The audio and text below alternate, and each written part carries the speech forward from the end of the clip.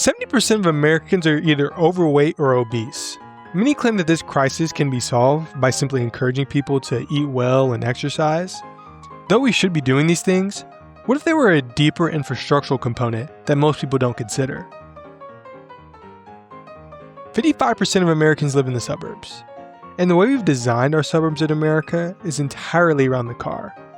This means that everything from your job, to your school, to your grocery store is only accessible by car, and walking to things is not only impractical, but impossible. This causes health problems because it's recommended that the average person spend at least 30 minutes a day performing some kind of exercise or physical activity. But when walking isn't a part of your daily life, the only way to get movement in is to schedule out times to exercise. But this is not how we were designed. We were built to move throughout the day, not to sit down for hours staring at a screen and then trying to make up for it with 30 minutes on a treadmill afterwards. This kind of living would be absolutely unrecognizable to our ancestors. Instead of a passive, dense development where exercise is the default for operating in your daily life, suburbs create a lifestyle where every physical activity becomes a separate, intentional decision. And the sad reality in America is that for most people, those active decisions do not get made. America has one of the highest obesity rates of any major developed nation in the world at 42%. Not Just Bikes also has a great video on this called The Gym of Life that I'll link below in the description. So what is the right way to do it? Well, the healthiest places in the world don't rely on gyms to keep people fit. They rely on their design. The default option for getting where you need to go includes some form of exercise. People walk to work, bike to the grocery store, or take public transit to see friends.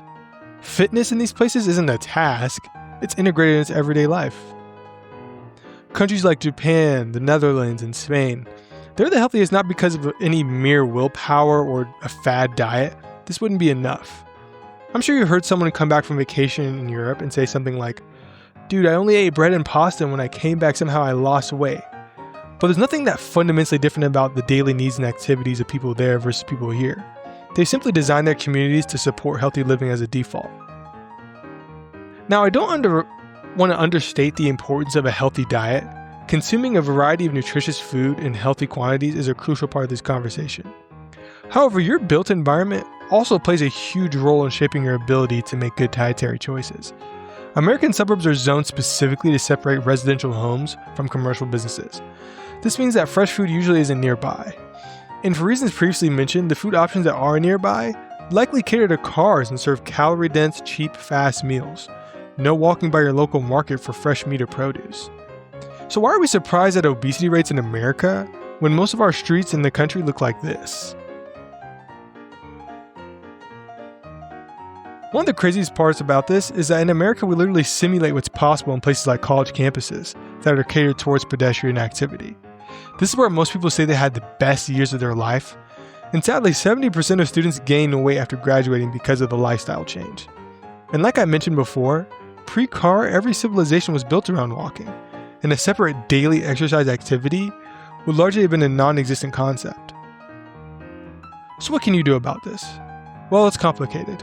America's been building this way for over 70 years, and in that time, obesity rates in our country have seen a sharp increase. Reverting this will be a difficult process.